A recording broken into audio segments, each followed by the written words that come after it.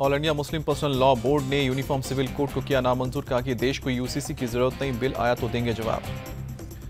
मुस्लिम law board ने UCC को शरीयत के खिलाफ बताया। कहा कि यूसीसी के जरिए अलग अलग धर्मों और संस्कृतियों की आज़ादी को चोट पहुंचाई जा रही है।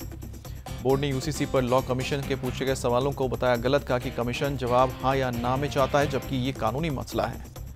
बोर्ड ने लॉ कमीशन को भेजा 74 पन्नों का ड्राफ्ट। लिखा कि यूसीसी का मकसद मुस्लिम पर्सनल लॉ को खत्म करना है। बोर्ड ने 21वें लॉ कमीशन का दिया हवाला। पूछा कि उसमें यूसीसी को बताया गया है गैर जरूरी किस मकसद से फिर बदलाव किया जा रहा है।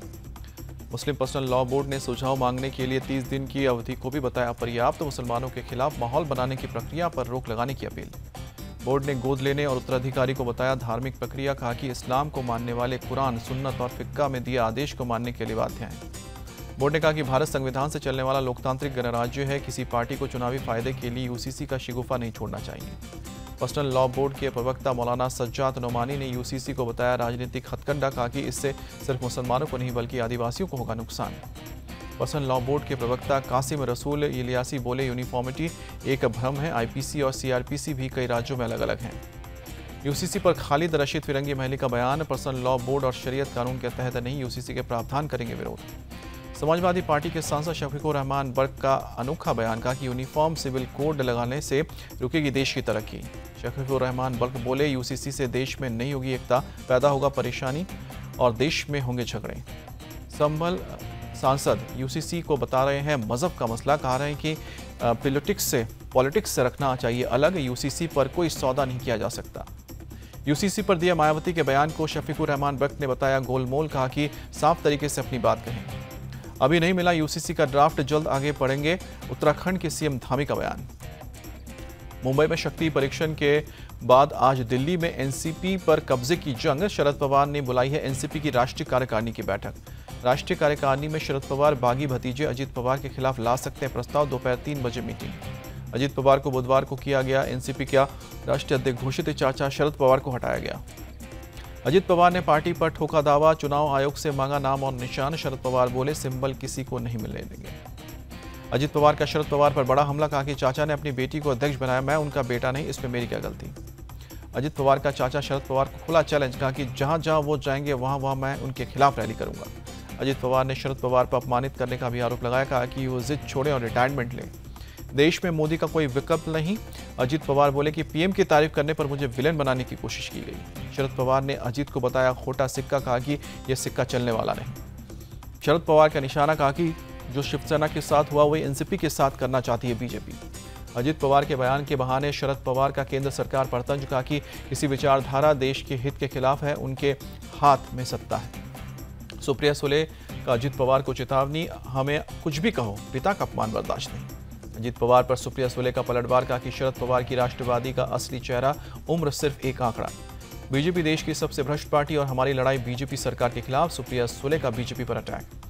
जब शिवसेना की विचारधारा अपना सकते हो तो बीजेपी से क्या आपत्ति। प्रफुल्ल पटेल का बयान। एनसीपी नेता जितेंद्र राहवाड़ ने अजित पवार पर साधा निशाना। कहा कि किसी के घर में ना आए ऐसी स्थिति जब बेटा पिता से कहे कि आप बूढ़े हो गए हैं। शरद पवार के समर्थन में बोले जितेंद्र राहवाड़। कहा कि 46 डिग्री सेल्सियस गर्मी में भी वो इन विधायकों के लिए मांगते थे वोट, ये उनकी गलती। जितेंद्र राहवाड़ ने कहा कि उनको किसी न किसी को बनाना था विलेन, इसलिए मुझे बना दिया। अजित पवार को राष्ट्रीय राजनीति नहीं गंवाड़ेंगे की राजनीति में दिलचस्पी, इसलिए उठाया ये कदम। जितेंद्र राहवाड़ का दावा। अजित पवार के रिटायरमेंट वाले बयान पर अनिल देशमुख का पलटवार। 82 साल का सीएम अभी जिंदा है। एनसीपी विधायक रोहित पवार का बयान। कहा कि उम्र के मायने नहीं रखती। शरद पवार जब लोगों के पास जाएंगे तो पता चल जाएगा कौन किसके साथ है। 2024 में शरद पवार की दिखेगी ताकत। विधायक शशिकांत शिंदे का बयान। शरद पवार के निर्देश का करेंगे पालन, दोबारा लड़ने की करेंगे तैयारी। सांसद फौजिया खान का बयान। अजित पवार के समर्थन में बोले धनंजय मुंडे। कहा कि उन्हें सबसे ज्यादा अपमान सहना पड़ा, लेकिन उन्होंने सबका साथ दिया। छगन भुजबल का बिना नाम लिए जयंत पाटिल और जितेंद्र राहवाड़ पर हमला। कहा कि कुछ लोगों ने शरद पवार को घेर रखा है। शिवसेना के शिंदे गुट ने एकनाथ शिंदे के इस्तीफे देने की खबर को बेबुनियाद बताया। विधायकों में नाराजगी का से इनकार। शिंदे सरकार के मंत्री उदय सामंत का दावा। आगामी सभी चुनाव सीएम एकनाथ शिंदे के नेतृत्व में लड़ा जाएगा। सीएम शिंदे के आवास पर देर रात तक चली आगामी लोकसभा और विधानसभा सत्र की रणनीति पर चर्चा हुई। सीएम शिंदे ने एनसीपी और बीजेपी के साथ मिलकर काम करने के निर्देश दिए। संगठन को मजबूत करने पर जोर। महाराष्ट्र कांग्रेस कोर कमेटी का आज सुबह 11:30 बजे गरवारे क्लब में बैठक। मौजूदा राजनीतिक हालात पर कांग्रेस के नेता चर्चा करेंगे। बैठक में विधानसभा नेता विपक्ष के पद पर होगी बात। एनसीपी और शिवसेना के कमजोर पड़ने पर अन्य छोटे दलों को साथ लाने पर भी हो सकती है चर्चा। उद्धव ठाकरे 9 जुलाई से करेंगे महाराष्ट्र का दौरा। बुधवार को मातोश्री में हुई बैठक में फैसला लिया। एनसीपी में फूट के बीच उद्धव ने बुलाई पूर्व विधायक की बैठक। सभी को अपने क्षेत्र के मुद्दों को हल करने के निर्देश दिए गए।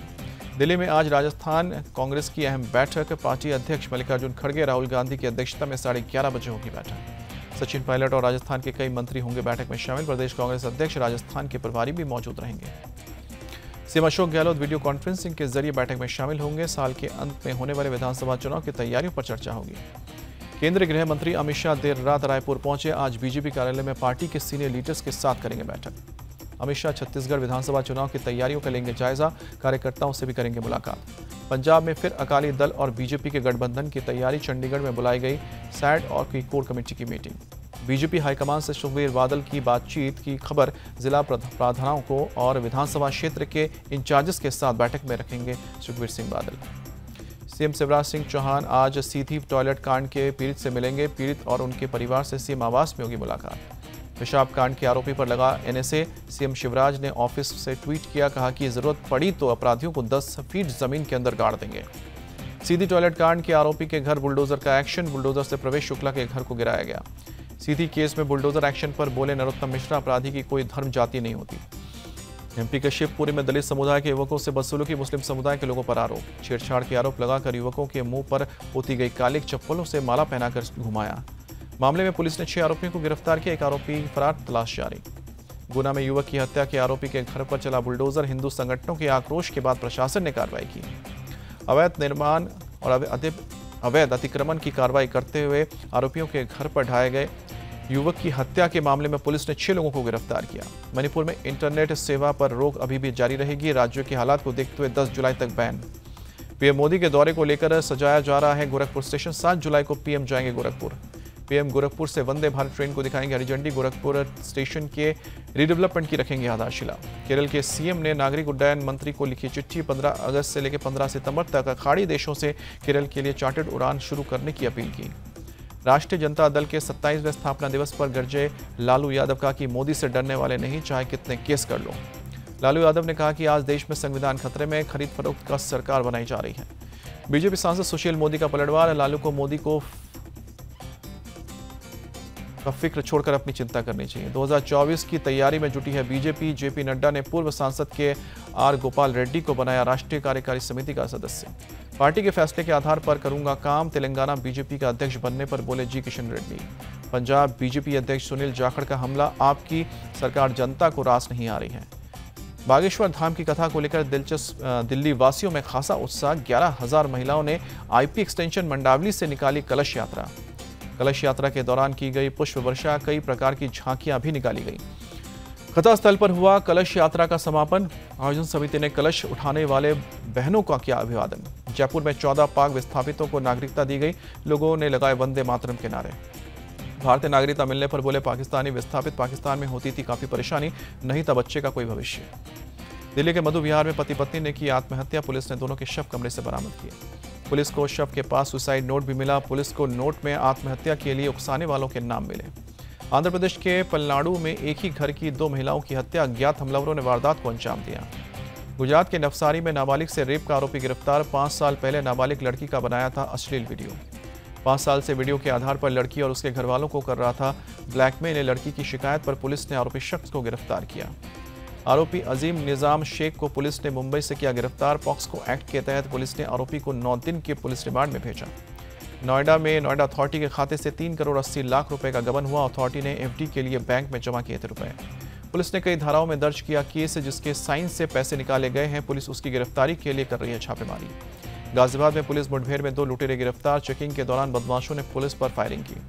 पुलिस की जवाबी फायरिंग में 2 बदमाश हुए घायल। पुलिस ने किया गिरफ्तार। बदमाशों का तीसरा साथी फरार।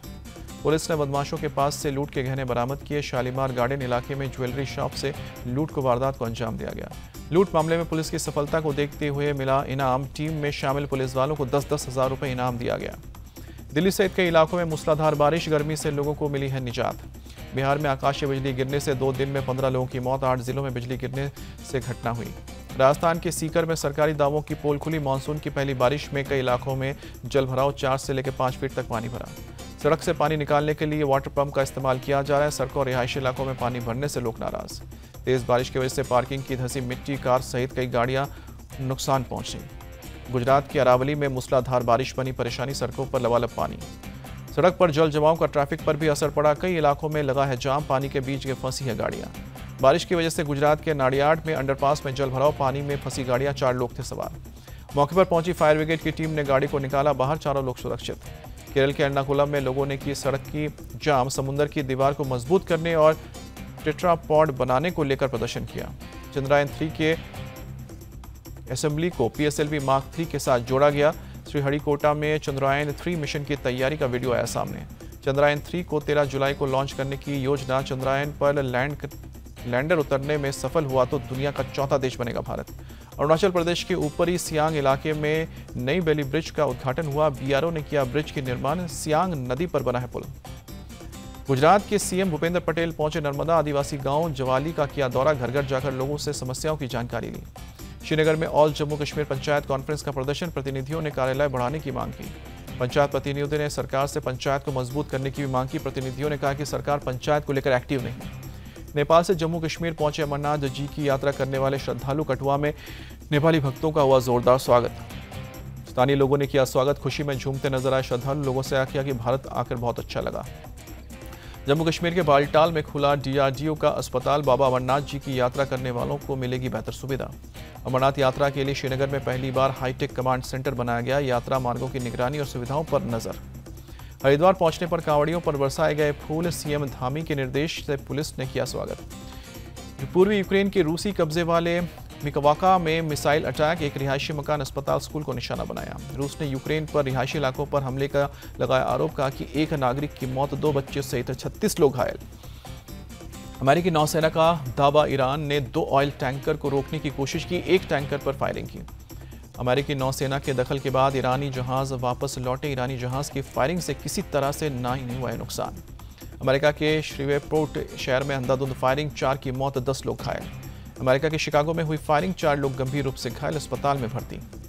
नीदरलैंड्स में तेज तूफान ने मचाई तबाही, कम से कम 2 लोगों की मौत हुई। 90 मील प्रति घंटे की रफ्तार से चली हवा में कई पेड़ उखड़े, कई मकान और गाड़ियों को नुकसान पहुंचा। तेज हवा की वजह से हाईवे पर पलटी कई गाड़ियां, एयरपोर्ट को करना पड़ा बंद। अब जापान में दिखेगा शाहरुख खान का एक्शन, 1 सितंबर को जापान में रिलीज होगी पठान। काजोल और कृति सेनन 8 साल बाद फिर आएंगी साथ में नजर। नेटफ्लिक्स की फिल्म 2 पत्ती में नजर आएंगी। वरुण धवन और जानवी कपूर की फिल्म बवाल ने किया OTT का रुख, 21 जुलाई से प्राइम वीडियो पर स्ट्रीम की जाएगी।